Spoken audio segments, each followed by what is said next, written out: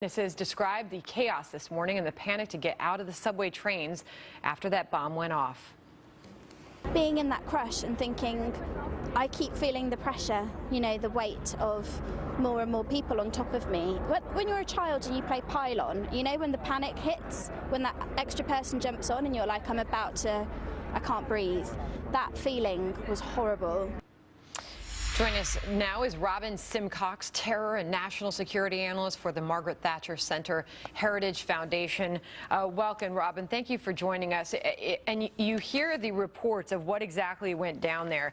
And it's described that this detonation of an improvised explosive device. And as Catherine Herridge just reported, this was a plot designed to maximize casualties, the maximum amount of casualties at a peak hour of rush hour there in London.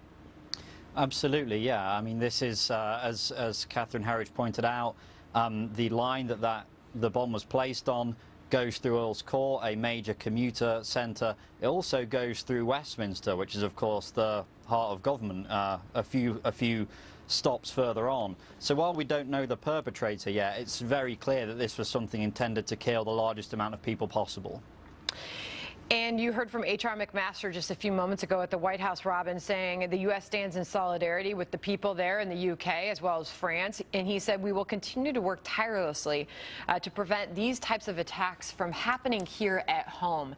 And we are left with that. As we see these attacks unfold, we pray to God we don't see these here. But H.R. McMaster saying that is an everyday, all-day, minute-by-minute process to prevent these attacks here. Well, absolutely. I mean, you've seen the situation in Europe. The attacks in Europe now, the tempo is truly frightening. I mean, the UK, France, Germany, Belgium, this happens again and again. And of course, the US is the absolute #1 target for groups like ISIS and Al-Qaeda. It's that the US they regard as the great Satan, and that they would prioritize above any other being able to carry out an attack here. That's why you need not only vigilance by the American people, but US law enforcement, US intelligence agencies, all working together to try and stop precisely that kind of attack. You know, it's interesting, the 12,000 surveillance cameras that are set up on the underground system there in London. You do hear reports throughout, when there's not a terror attack going on, people say, it's an obstruction of their privacy. But then you have an attack like this, and you're able to learn a lot right away about what happened.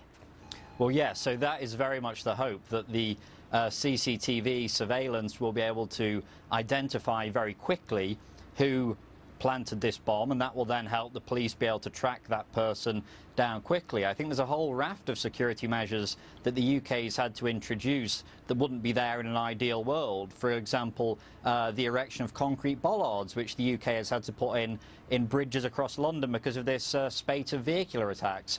Of course, you would rather they were not there, but the way that the threat picture looks in the UK at the moment, those kind of things are increasingly necessary.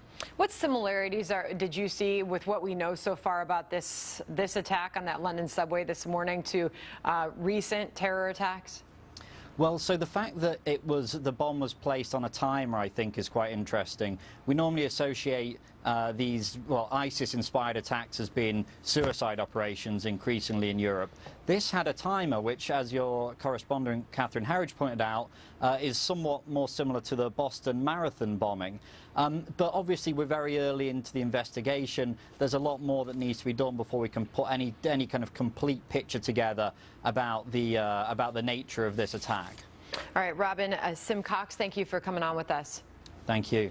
All right, we hope to learn a lot more on that attack.